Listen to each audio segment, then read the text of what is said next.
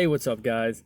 I thought you'd like that video. It was a bookended by two of my favorites because that's real life. Not all of us are LeBron turning our ankles playing basketball. So I just think that, sometimes taking the trash out, you trip and you twist your ankle. So this episode this week, it's been a minute, but it's going to be about ankle sprains.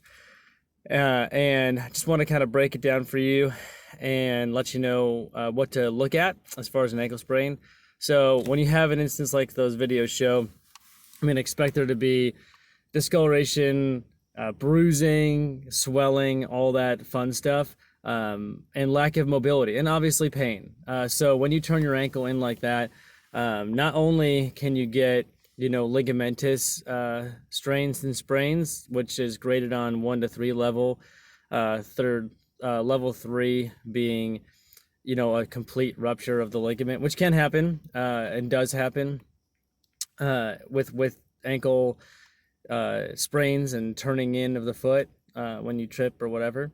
But the other things that can happen when you have an ankle sprain like that is it can affect the tendon of the muscle that attaches to that bone in the foot, but also the joint itself and the position of the ankle itself can be an issue. So when you're getting it looked at, a lot of times we put the podiatrist or whoever you see professionally will put you in like a boot or one of those little foot cast things to prevent anything from happening further to it.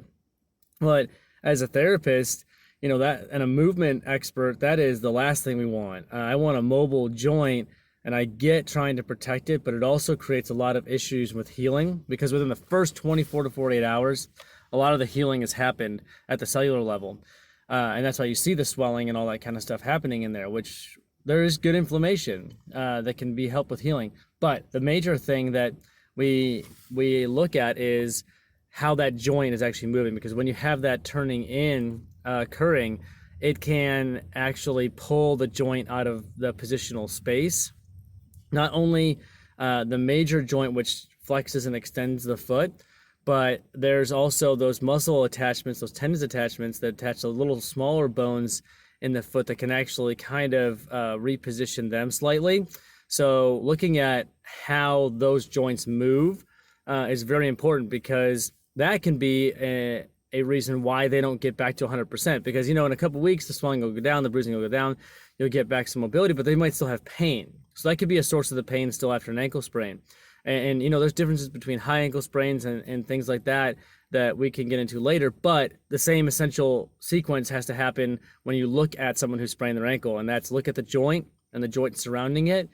And then we also have to, there's one key factor that I think a lot of us miss, and why a lot of us, even after an ankle sprain, we still want to brace it and protect it because there's still pain there. And you can have great mobility of your foot and ankle, and your strength can be fantastic, but when you turn your foot in like that, there are nerves that also travel along the back and wrap around the outside and the inside of the foot. So whether you turn your foot in or out doesn't matter.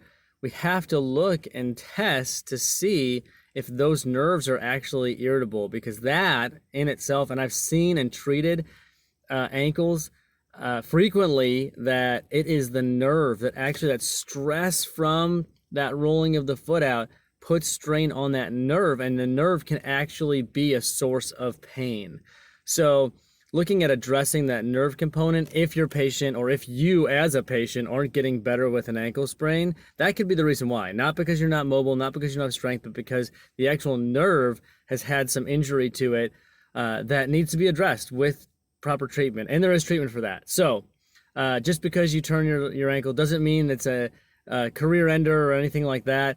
It just means that you need to take the right action as a patient and as a therapist to get your patients or yourself back into 100% functioning and working back into movements and things that you did before, like jumping or cutting, that you feel strong and stable in. So hope this helps. More to come. Look out for running and my assessment of that as it's getting to be closer and closer to marathon season.